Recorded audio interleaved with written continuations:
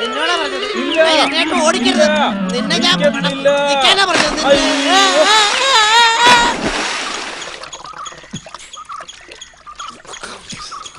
ഇനി നീ രക്ഷപ്പെടാൻ നോക്കണ്ട.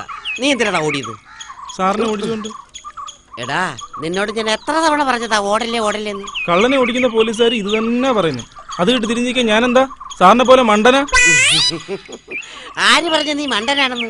നീ മിടുമിടുക്കനായത് കൊണ്ടല്ലേ 210 മാർക്ക് വാങ്ങിച്ച് SSLC പാസ്സായത്. നിന്റെ വിജയം എന്റെ വിജയമാണ്.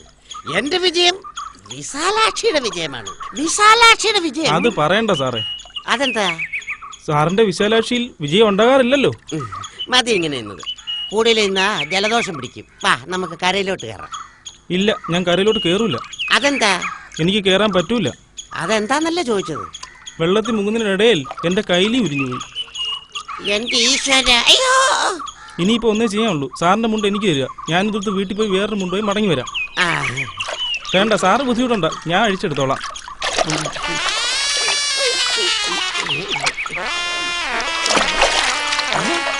സാറേ, ഒരുപാട് മീനുള്ള കുളമാണേ, സൂക്ഷിച്ച് നിന്നോണേ.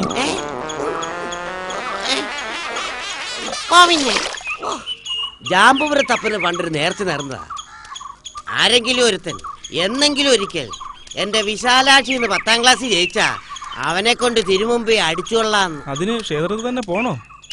പിന്നെ എന്റെ നേർച്ചയല്ലേ. അല്ല, നീ എന്തിനാ എന്നെ കണ്ടപ്പോ ഓടിയത്? ഞാൻ വിചാരിച്ച് സാധനത്തിനായുള്ള ഫീസിന്റെ കുടിശ്ശിക ചോദിക്കാൻ വിളിച്ചതാണ്.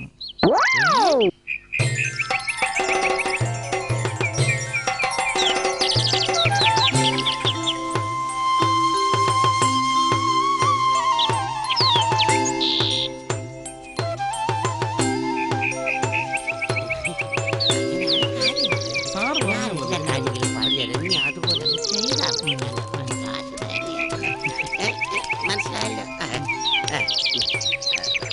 അങ്ങനെയല്ലേ?